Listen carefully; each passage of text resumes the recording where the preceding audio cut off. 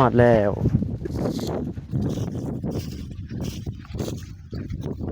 อันนี้ซุปเปอร์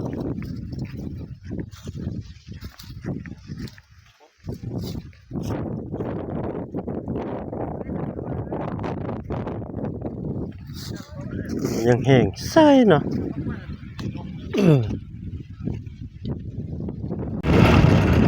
ตอนนี้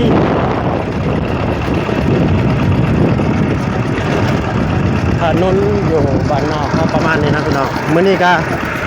มาสมัยเด็กออกไปป่าเนาะพี่น้องเนาะสะพานแล้วก็มีอันนี้น้ำเนาะพี่น้องโอ้โหมีลำโพงเดี๋ยวมีทีมงานมาน้ำล้างอีกเนาะทีมงานเขามาน้ำล้างอีกก็มีเนาะนี่คือหมู่บ้านเดียวด้านนอกน้อง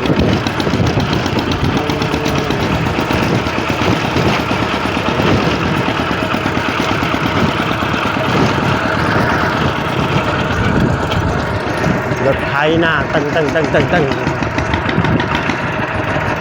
ถนนอยู่บ้านนอกกับแบบนี้แหละพี่น้องเป็นบ้านพี่น้องหมู่บ้านแบบยังอยู่แบบธรรมชาติยังดังเดิมเนาะ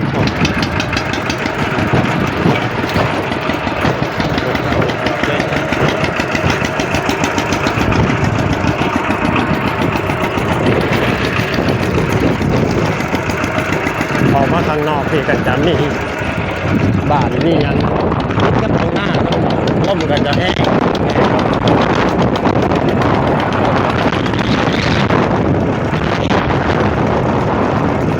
เอาไปข้างในนี่ก็จะเป็นหมู่บ้านอีกหมู่บ้านนึงนะพี่น้องแล้วถ้าเบิ่งถ้าชมน้องกันไปเรื่อยๆพี่น้องติดตามรับชมกันไปนำกันเด้อพี่น้องเลย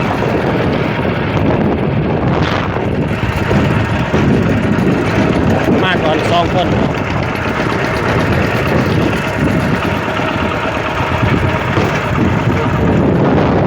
บ้านนี้พี่น้องเอ้ยมีแต่ป่าแต่เขาเนาะตัวใดยังกินหอดบ้านหอดซองนอกไปอยู่กรุงเทพกรุงไทยไปอยู่บ้านเพื่อนนั่นกินหอดบ้านกับเบิ้งทานบนคลิปนี้นะเด้อพี่น้องเลยนี่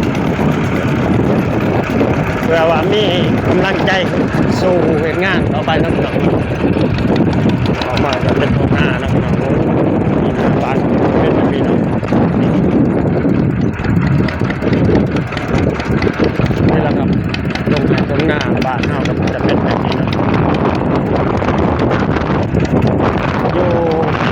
ที่เพิ่นเฮ็ดหน้าพี่ตะเถือพี่น้องเพราะว่าบ่มีน้ำเป็นนาเฮ็ดเป็นน้ำคนเนาะ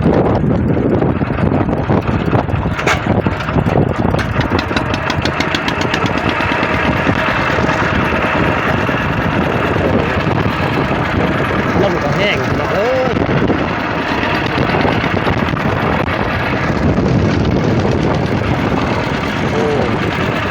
บ้านติดตรงไหนตรงหน้า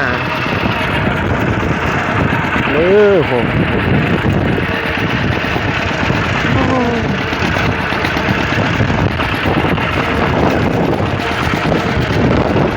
มีสระน้ำไหลผ่านนี่ก็คือแม่น้ำห้วยนะพี่น้องนี่ห้วยน้อยๆนี่น้ำก็จะไหลอยู่แต่ว่าน้ำบ่หลายเนาะน้ำบ่หลาย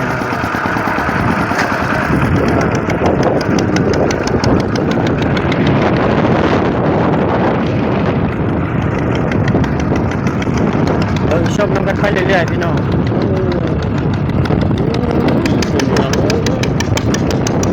มาสตาร์ทดีแต่เนาะนี่นะ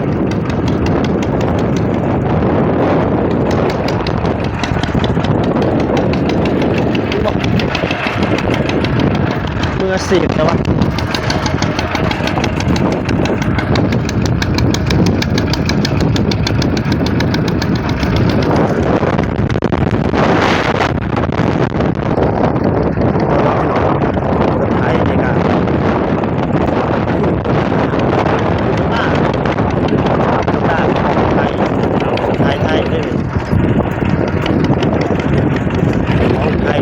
เป็นสิ่งเก่าแต่ก็ยังแน่ ม่นนะบอกให้เดินแรง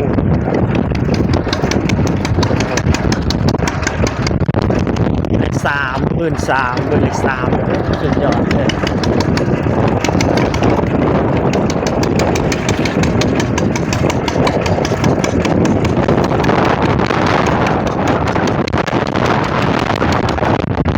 มันสุดยอดแบบเอาพี่น้องเอ้ย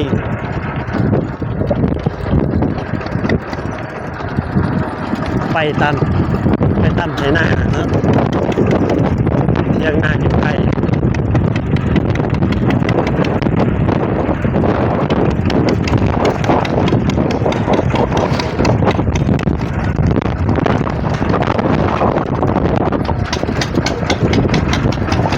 โอ้โห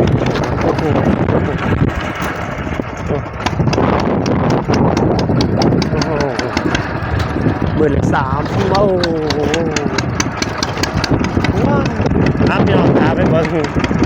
ติดตามรับชมกันตอนอ่อนน้องนะพี่น้องเนาะนี่ทีมงานตามมาเลยคิดว่าสิบ่มาแล้วมาฮอดแล้ว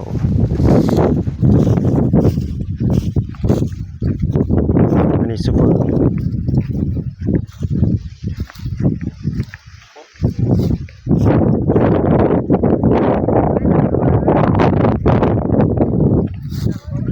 ยังแห้งใส่เนาะ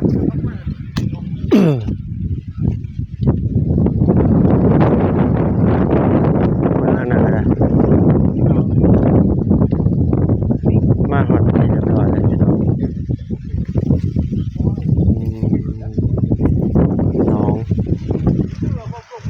น้องพอเท่าเนาะ